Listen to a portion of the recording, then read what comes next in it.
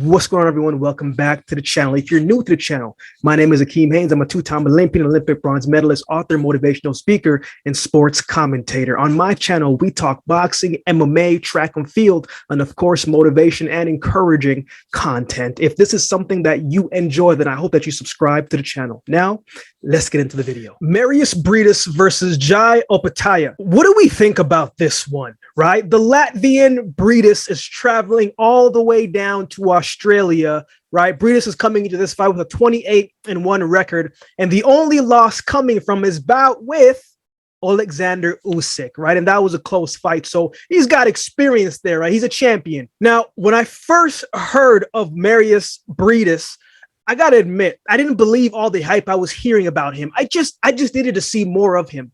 I needed to see how he would respond when he faced an equal fighter, if not a greater opposition. And when he fought Usyk, that's when I said, you know what? This dude is a very good boxer. He's a great balance of skill, power, and ring IQ.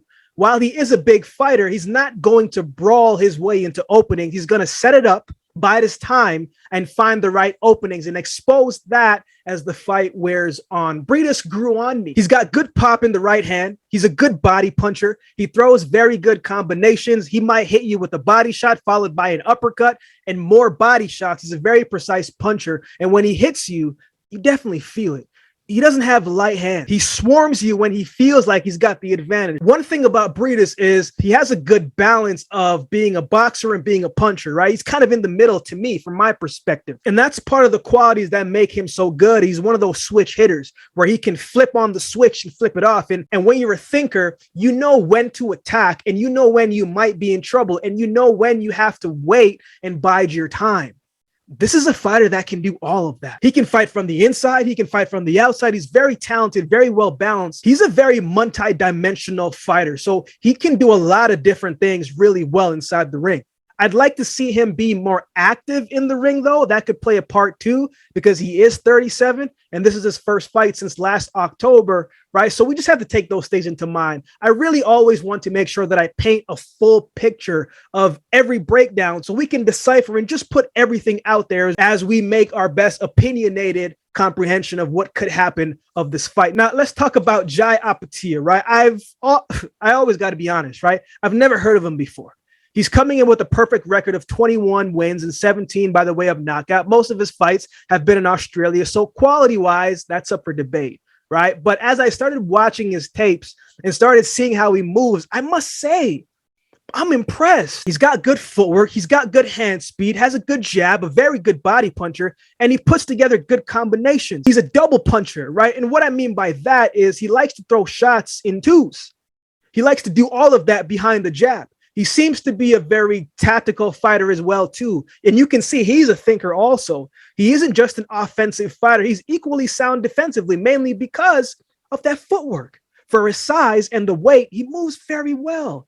He's got 17 knockouts, so he's not just throwing fists for shots when he's coming at you. He's throwing it, and he can do damage if you aren't careful. I don't think this is going to be an easy fight for Briedis than most people think.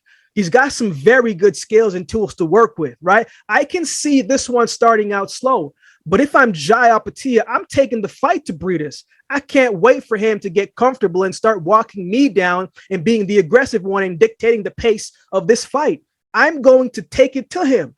I'm 10 years younger. If he is training as well as I think he is for the opportunity, then his conditioning should be at a level where he can use his youth to his advantage. I'm using the jab. I'm going to the body. I'm trying to cut off the ring. I'm trying to take good angles. I'm trying to outwork Briedis and try and fluster him so he can't get comfortable, right? He should be the one taking all the risks because if he wants to be a champion, that's what he has to do. Now, if I'm Briedis, I'm saying, okay, young buck, right? Like, I know you're hungry. I know you're ready to seize the moment, right? You might be eager to take the belt. And I would use the eagerness of the younger fighter to the advantage.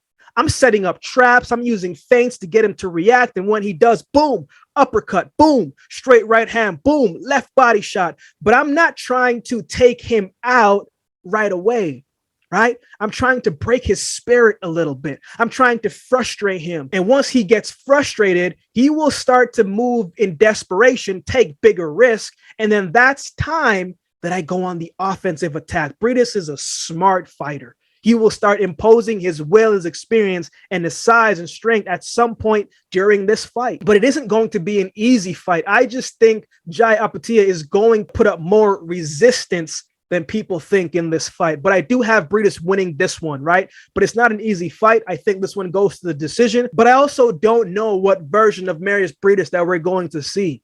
Right? We're going to see him at 37 years old in his first fight since last year. I'm thinking he's going to use his experience and he is going to outbox Jai Opetaia in this one and control this fight. But what are your thoughts on this fight? Who do you have winning? Let me know in the comment section below. And if you've been watching the video this time, then do me a favor and subscribe to the channel. We're almost at 600 and we definitely need your support to get there. So definitely subscribe to the channel and we'll see you next time.